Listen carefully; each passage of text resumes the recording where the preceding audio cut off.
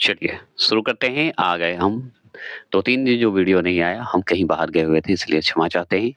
और मैं आ चुका हूँ।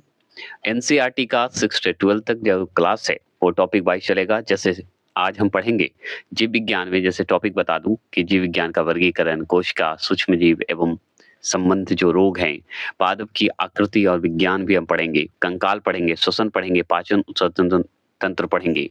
मतलब 13 टॉपिक है। और परिसंचरण तंत्र पढ़ेंगे, तंत्रिका पढ़ेंगे, अंतःस्रावी तंत्र पढ़ेंगे, पोषण संबंधी रोग भी पढ़ेंगे, विविध प्रश्न पढ़ेंगे। ऑनलाइन नहीं पढ़े हैं तो प्लीज जाके देख लीजिए, महामैराथन डाले हुए दोनों पे, नलिनी अकाडमी 2.0 पे भी और नलिनी अकाडमी जो है शिक्षा मंत्र पे भी, जो ओरिजिनल ऑफिशियल चैनल है। दोनों चैनल पर है। एक हमारे चैनल का सब्सक्राइबर है, मतलब 1,31,100 बोल सकते हैं, 3100 बोल सकते हैं। 1.3 लाख है, याद रखिएगा। और एक चैनल का नाम है 10,000 होने जा रहा है, तो उस पे भी आप देख सकते हैं। तो चलिए शुरू करते हैं, टाइम वेस्ट ना करते हुए, और टॉपिक उठाते हैं जीव विज्ञान का एमसीक्यू नोट्स। ठीक है? और जीव विज्ञान का जो एमसीक्यू है, इसमें हम सबसे पहले पढ़ने जा रहे हैं सेल, जो सेकंड नंबर है। इसी का एमसीक्यू, टोटल इसका एमसीक्यू है 40।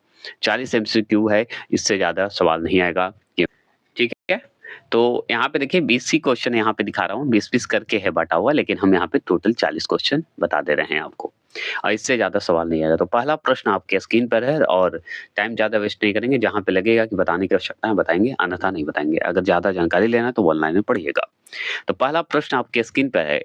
पहला है कि जैव कोशिका के जो है किस कोशिकांक में ऊर्जा घर, मतलब पावर हाउस कहा जाता है? मतलब किसको कहा जाता है पावर हाउस? बता दीजिए। क्या इस 4 ऑप्शन में आपको समझ में आ रहा है किसे कहते हैं? प्लीज़ कमेंट कीजिएगा। तो हम जानते हैं कि कोशिका को ऊर्जा घर हमें कहा जाता है माइटोकॉन्ड्रिया को। किसे कहते हैं? माइटोकॉन्ड्रिया को कहते हैं। तो ऑप्शन नंबर बी जो लगाए, वो सही लगाएँगे। अगर इसी बात करें दूसरे प्रश्न का, दूसरा प्रश्न क्या है कि शरीर में अधिकतम एटीपी की बात करते हैं, उत्पादन करने वाला चक्र कौन-सा है? तो शरीर में अधिकतम एटीपी उत्पादन करने वाला चक्र कौन-सा है? अगर पूछ रहा है आपसे, तो बताइए तो। बताइए। तो हम जानते हैं कि एटीपी की बात करें, तो उसमें हमको जो है केवरस चक्र नाम होगा, जो कि ऑप्शन नंबर बी में दिख रहा होता है। यही आंसर आपका होगा। तो ऑप्शन नंबर बी जो लगाए वो सही लगाए। और ये प्रोडक्शन करता है एटीपी का। अब देखिए तीसरे प्रश्न की बात करते हैं। ज़्यादा लंबा वीडियो नहीं होगा, 40 क्वेश्चन है तो जल्दी ही खत्म हो जाएँगे। है प्लाज्मा झिल्ली किन पदार्थों से बनी होती है? अब लगातार ये क्वेश्चन आएँगे, लगातार जो है तैयार किया जाएगा। डेली आएँगे अब, तैयार रहिएगा। प्लाज्मा झिल्ली जो है किन पदार्थों से बनी होती है, बता सकते हैं? तो प्लाज्मा झिल्ली अगर पूछे किन पदार्थों से बनी होती है, तो बताइए प्लीज़। तो हम बताएँगे कि प्रोटीन और लिपिड से बनी होती है। तो इसमें प्रोटीन और लिपिड कहाँ है इस ऑप्शन में? तो ऑप्शन नंबर ए दिख रहा होगा, लिपिड और प्रोटीन, ये दोनों से बनी होती है प्लाज्मा झिल्ली। ये सवाल भी क्लियर हो गए। चौथे प्रश्न को देखिए। चौथा प्रश्न है कि लसिका कोशिकाएँ जो हैं मानव शरीर के किस अंग में पाई जाती है? ये एकदम बहुत सवाल है। और लसिका कोशिकाएँ को हम लिम्फोसाइट भी बोलते हैं। लिम्फोसाइट भी बोला जाता है। तो बताइए लिम्फोसाइट जो होते हैं हमारे मानव शरीर के किस अंग में पाए जाएँगे? प्लीज़ बताइएगा। लसिका कोशिका कहाँ पाया जाएगा? तो स्पिनल में पाया जाएगा। स्पिनल मतलब प्लीहा में। तो ऑप्शन नंबर बी जो दिख रहा है वो भी सही है। चलिए ये भी बात आप समझ गए। 5वें प्रश्न, हम चाहते नहीं कि आपको लॉस हो, तो थोड़ा-सा पीडीएफ-वूडीएफ में दिक्कत हो तो हम क्षमा चाहते हैं। ये बनाया जा रहा है सिर्फ। 5वां प्रश्न है कि किस जीव में लिंग गुणसूत्र नहीं पाई जाती है? गुणसूत्र मतलब क्रोमोसोम। तो सेक्स क्रोमोसोम जो है नहीं पाई जाती है, तो किस में नहीं पाई जाती है? इस ऑप्शन के हिसाब से क्या बिल्ली में नहीं पाई जाती है? तो बिल्ली में पाई जाती है, मेढक में पाई जाती है, छिपकली में नहीं पाई जाती है। ऑप्शन नंबर बी जो लगाएँगे वो सही लगाएँगे। ठीक है? और भी जीव-जंतु में पाई जाती है, कुछ-कुछ में नहीं पाई जाती है। तो ऑप्शन के हिसाब से यहाँ पे छिपकली होगा। चलिए ये तो हम समझ गए। और भी बात करें तो छठे प्रश्न की बात करते हैं। छठा प्रश्न क्या है कि जंतु कोशिका में अनुपस्थित भाग कौन-सा होता है? तो जंतु कोशिका में बताइए, मतलब जंतु कोशिका में जो है किस संरचना की कमी होती है? यही सवाल पूछ रहा है। अनुपस्थित मतलब कमी होती है। तो किस भाग की अनुपस्थिति होती है, कौन-सी नहीं होती जंतु में? तो जंतु में हम जंतु और पादप दोनों में झिल्ली होती है, लेकिन कोशिका भित्ति जंतु में नहीं होगा, ये सिर्फ़ पादप में होगा। पादप मतलब पौधे में होगा। ठीक है? याद रखना है। अगर मैं बात करूँ 7वें प्रश्न का, 7वां प्रश्न है पीत पिंड। इसे पीट पिंड भी बोला जाता है, पीठ, ठीक है? पीट पिंड भी बोला जाता है। तो बताइए कहाँ पाया जाता है? पीतपिंड या पित्तपिंड? कहाँ पाया जाएगा बताइए? कॉर्पस बताएँगे, कहाँ पाया जाएगा? तो हम बताएँगे ये हमारा ओवरी में पाया जाता है। ओवरी मतलब होता है अंडाशय। तो अंडाशय में पाया जाता है, तो अंडाशय कहाँ? किस में होते हैं, मेल में कि फीमेल में? प्लीज़ कमेंट करेंगे। चलिए, अब 8वें प्रश्न की बात करें तो यहाँ पे देखिए प्रोग्राम्ड, प्रोग्राम्ड कहिए या आप इसे प्रोग्राम भी कह सकते हैं। तो प्रोग्राम्ड कोशिका मृत्यु जिसे हम बोलते हैं सेल डेथ को क्या कहा जाता है? तो सेल डेथ को क्या कहिएगा? प्लीज़ कमेंट करेंगे। तो सेल डेथ को हम कहते हैं, प्लीज़ बताइए। तो एपोप्टोसिस बोलते हैं। क्या बोलते हैं? एपोप्टोसिस बोला जाता है। ठीक है? तो कोशिका और आणविक एक संरचना होता है, नियंत्रण होता है। याद रखिएगा, उसे ही कहा जाता है, क्या कहते हैं? एप एपोप्टोसिस बोला जाता है। तो ऑप्शन नंबर बी जो दिख रहा है एपोप्टोसिस, पटोसिस बोल दीजिए या एपोप्टोसिस बोल दीजिए। बात करते हैं 9वां प्रश्न आपके स्क्रीन पर है। 9वां प्रश्न है कि केंद्रक जिसे न्यूक्लियस बोलते हैं, न्यूक्लियस बोलते हैं। तो केंद्रक के अतिरिक्त, केंद्रक के अलावा, अतिरिक्त मतलब इसके अलावा किस कोशिकांग में डीएनए पाया जाता है? तो केंद्रक में तो डीएनए पाया जाता है, ये कन्फर्म हो गया। लेकिन और किस में पाया जाता है? प्लीज़ कमेंट करेंगे। 9वें प्रश्न का सवाल है। तो हम बताएँगे कि नाभिक में तो पाया जाता ही है, मतलब केंद्रक में पाया जाता ही है, लेकिन माइटोकॉन्ड्रिया में भी पाया जाता है। अब माइटोकॉन्ड्रिया आ गया और माइटोकॉन्ड्रिया मतलब हरित लवक में भी डीएनए पाया जाता है। हरित लवक पौधे के लिए है ना जी, तो डीएनए उसमें भी पाया जाता है, उपस्थित होता है। क्लियर हो गए? कोई दिक्कत तो नहीं होनी चाहिए। अगर बात करें 10वें प्रश्न की, 10वां प्रश्न है कि किस कोशिकांग को पाचन थैली कहा जाता है? तो पाचन थैली तो हम जानते हैं, पचाने का काम और कोई नहीं, वो है लाइसोसोम है। तो लाइसोसोम कहाँ है? ऑप्शन नंबर बी में है। क्लियर हो गए? आगे चलें। 11वां प्रश्न आपके स्क्रीन पर है कि मनुष्य के किस ऊतक मतलब टिश्यू में जन्म के बाद कोशिका विभाजन नहीं होता? तो मनुष्य के किस ऊतक में कौन से टिश्यू ऐसा है हमारे शरीर में जो कि जन्म के बाद कोई विभाजन नहीं होगा? बताइए। मतलब ऊतक जो है जन्म के पश्चात जो है कोशिका विभाजन नहीं होगा, जन्म के पश्चात बताइए। तो हम उसे नर्वस टिश्यूज बोलते हैं, जिसे नो डिवीजन बोलते हैं। ठीक है? नर्वस सिस्टम मतलब तंत्रिका तंत्र में कोई भाई विभाजन नहीं होगा। अगर खराब हुआ तो खत्म हो गए, ऐसे याद रखिएगा। नो डिवीजन, नो विभाजन ऐसे भी बोल सकते हैं। 12वां प्रश्न है कौन-सा भाग जो है पादप एवं जंतु दोनों कोशिकाओं में पाया जाता है? तो बताइए कौन-सा ऐसा है कोशिका जो पादप मतलब पौधों में भी जंतु में पाया जाता है? तो हम झिल्ली जो है ये हमारे दोनों में पाए जाते हैं। और झिल्ली ही सिर्फ नहीं होते, याद रखिएगा मानव शरीर में और जंतु में दोनों में क्या-क्या पाए जाते हैं सुन लीजिए। आगे तो कोशिका झिल्ली ये तो हम समझ गए और यहाँ पे याद रखिए कोशिका द्रव भी पाए जाते हैं पौधा प जंतु में और केंद्रक मतलब नाभिक भी पाया जाता है। तो तीनों पाए जाते हैं लेकिन कोशिका भित्ति सिर्फ पौधे में पाया जाता है ना? हरित लवक सिर्फ पौधे में, जंतु में बहुत कम। ये स्क्रीन पर है हाइपरप्लासिया का अर्थ क्या है बताइए? हाइपरप्लासिया का अर्थ क्या होता है? यहाँ पे आपको दिख रहा है बताइए। तो हम बताएँगे कोशिका के आकार में जो वृद्धि होता है, उसको बोला जाता है। तो कोशिका के आकार में जो वृद्धि का सोर्स है, उसी को कहते हैं हाइपरप्लासिया। क्लियर हो गए? अगर मान लीजिए आपसे पूछ दे 14वां प्रश्न कि जीन शब्द का प्रतिपादन किसने किया था? तो जीन जॉन ऐसे याद रखिएगा। तो जीन जॉन कौन है? बता सकते हैं? प्लीज़ कमेंट करिए। तो यहाँ पे ऑप्शन नंबर बी दिख रहा होगा। ये सही बात है? बताइए तो प्लीज़ कमेंट करेंगे। प्लीज़ कमेंट करिएगा। जिन शब्द का जो है जोहान्स नाम है। तो देखिए जोहान्स भी बोल सकते हैं, जोहान्स भी बोल सकते हैं। तो ऑप्शन नंबर बी सही है। चलिए, अगर बात करें 15वां प्रश्न है कि रिवर्स ट्रांसक्रिप्शन की खोज किसने की थी? रिवर्स ट्रांस जो क्रिप्शन है उसकी खोज किसने की थी? बताइए। जिसे प्रतिलेखन भी बोला जाता है। तो इसकी खोज करने वाले कोई नहीं थे। टेमिन और कौन थे? वाल्टीमेर थे। तो टेमिन और वाल्टीमेर कहाँ है? ऑप्शन नंबर ए में है। ये भी क्लियर हो गए।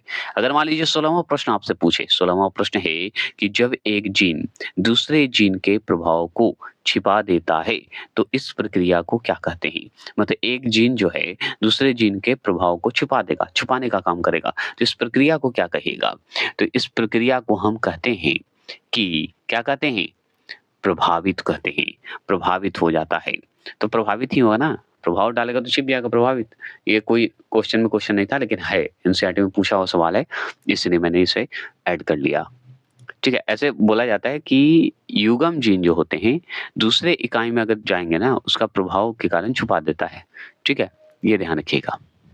ये सवाल था, घुमाने का सवाल था, तो इस सवाल को ऐसे मैंने कर दिया था। चलिए, 17वां प्रश्न है कि केंद्रक का मुख्य कार्य क्या है? तो केंद्रक का मुख्य कार्य अगर आपसे पूछ रहा है, तो बताइए क्या बताइएगा? तो केंद्रक का मुख्य कार्य है, क्या है बताइए? तो आनुवांशिक सूचना का नियंत्रण करने का काम करता है केंद्रक, है ना? ये हम जानते हैं। अगर मान लीजिए 18वां प्रश्न आपसे पूछे कि लाइसोसोम को किस नाम से जाना जाता है? तो लाइसोसोम तो अभी पढ़े थे, पाचन थैली के नाम से जानते हैं, ऑप्शन नंबर बी, ये भी क्वेश्चन है। 19वां प्रश्न बताइए, 19वां प्रश्न आ गए हम लोग, कोशिका के आकार में वृद्धि को क्या कहा जाता है? तो कोशिका के वृद्धि के आकार में अगर हम देखें ना, तो हाइपरप्लासिया कहा जाता है। हाइपर हो जाएगा ना जी, कोशिका के आकार में वृद्धि हो रहा है तो हाइपर। इसी क्वेश्चन को देखिए घुमा दिया है कैसे। अब देखिए 20वां प्रश्न क्या है? 20वां प्रश्न है कि डीएनए का मुख्य कार्य क्या है? तो डीएनए का क्या कार्य रहेगा? आनुवांशिक सूचना का वहन करना, इसका निर्वहन करना, है ही ना? जेनेटिक जो इन्फॉर्मेशन है उसका विचार ध्यान रखिएगा।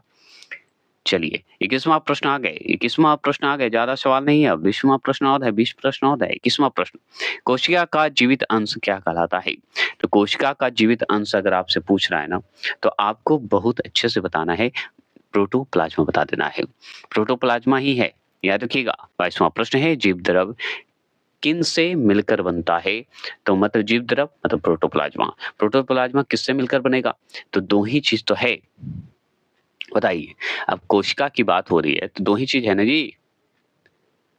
प्लीज़ कमेंट करेंगे। क्या है आंसर बताइए, प्लीज़, प्लीज़, प्लीज़ कमेंट करेंगे। आप ही का क्वेश्चन है, आपके लिए ही है, तो बताएँगे। तो हम जानते हैं कोशिका द्रव और केंद्रक, मतलब केंद्रक द्रव बोल दीजिए। तो कोशिका द्रव और केंद्रक द्रव, ऑप्शन नंबर ए। जब प्रोटोप्लाज्मा केंद्रक का ही निर्वहन करेगा या करेगा, तो ये नॉर्मल है कि कोशिका द्रव का ही करेगा, केंद्रक द्रव का ही करेगा। 23वां प्रश्न, 23वां प्रश्न है कि कौन सा कोशिकांग जो है प्रोटीन संश्लेषण में सहायता होता है? बहुत अच्छा सवाल है। कौन सा कोशिकांग जो है प्रोटीन संश्लेषण में सहायक होगा? तो वो और कोई नहीं, राइबोसोम होगा। राइबोसोम कहाँ दिख रहा है? ऑप्शन नंबर ए, एकदम क्लियर। चलिए, तो 24वां प्रश्न आ चुके हैं हम लोग। 24वां प्रश्न है कि मानव शरीर में गुणसूत्र की संख्या कितनी है? ये बहुत आसान से जानते हैं, 46 है, इसमें हम जानकारी ज़्यादा नहीं देंगे। 25वां प्रश्न की बात करते हैं, पौधों की कोशिका भित्ति का निर्माण किस तत्व से होता है? तो जैसे ही पौधों में कोशिका भित्ति होता है, ये तो हम समझ गए, लेकिन कैसे होता है, कौन से तत्व के कारण होगा, बता दीजिए। बताइए, तो कैल्शियम का नाम सुने हैं? कैल्शियम का नाम सुने होंगे, तो यहाँ पे कैल्शियम कहाँ है? ऑप्शन नंबर ए, है ना? चलिए 26वां प्रश्न की बात करते हैं, सबसे छोटी जीवित कोशिका कौन-सी है? तो सबसे छोटी जीवित कोशिका अगर पूछे ना, तो बहुत अच्छे से आप जानते हैं, सबसे छोटी जीवित कोशिका। प्लीज़ कमेंट करेंगे। तो हम माइकोप्लाज़्मा का नाम सुने होंगे। माइकोप्लाज़्मा देखिए, यहाँ पे माई ई लगा दीजिए या य भी लगा दिए चलेगा। यहाँ पे देखिए माइकोप्लाज़्मा। माइकोप्लाज़्मा जो है सबसे छोटी जीवित कोशिका है। और भी बात करें, 27वां प्रश्न की बात करते हैं, जीवन का भौतिक आधार किसे कहा जाता है? तो जीवन का जैसे ही भौतिक आधार बोले ना, तो हमको क्या टिक लगाना है बताइए? तो जीव द्रव प्रोटोप्लाज्मा लगा देंगे। जीवन का भौतिक आधार अगर पूछे तो प्रोटोप्लाज्मा, जीव द्रव, ये हो गए। चलिए, अगर मैं बात करूँ 28वां प्रश्न की बात करें, तो बताइएगा कौन सा कोशिकांग जो है केवल केवल वनस्पति कोशिका में पाई जाती है? तो वनस्पति केवल हो या पादप कोशिका हो, वो हरित लवक ही पाई जाएगी। हरित लवक कहिए या कोशिका भित्ति कह सकते हैं। चलिए हरित लवक ऐसे सही लगाइएगा।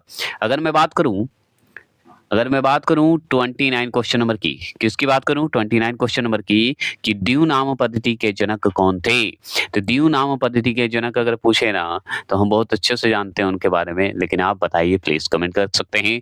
तो द्विव नाम पद्धति का नाम कैरोलस लीनियस का नाम सुने होंगे, जो कि कहाँ दिख रहे हैं? ऑप्शन नंबर बी में, आपका 1 नंबर आपके हाथ में। 30वां प्रश्न बताइए, दो कोशिकाओं के मध्य पदार्थों का आदान प्रदान किसके माध्यम से होता है? मतलब आदान प्रदान, लेन देन की बात कहाँ होती है? शादी में ही होती है। लेकिन चलिए शादी वाली बात छोड़िए, अभी कोशिका में बताइए, थोड़े फन के लिए डायलॉग। लोग बोलते हैं ना लूं, लोग बोलते हैं लेता हूं, तो ये जो परंपरा है, चलती रहती है। अगर ना लेने वाले दहेज लें तो उनमें शक होता है कि क्यों नहीं ले रहा, अगर ले रहे हैं तो क्यों ले रहा है। तो मानव का जो है द्वंद्व चलते रहता है। तो यही आदान-प्रदान के माध्यम भी यही है। तो कोशिकाओं के मध्य जो है पदार्थों का आदान-प्रदान किसके माध्यम से होता है? तो किसके माध्यम से होगा जी? बता दिए, प्लीज़ कमेंट कर सकते हैं। तो जीव तंतु से होता है।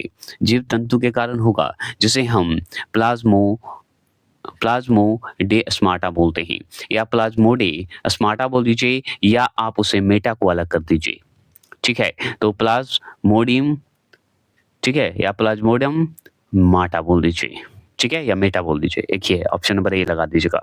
अगर मान लीजिए एक 30वां प्रश्न पूछते हैं कि किस तत्व के जो है कोशिकाओं में प्रवेश से रंध्र खुल जाते हैं? स्टोमाटा बोलिए।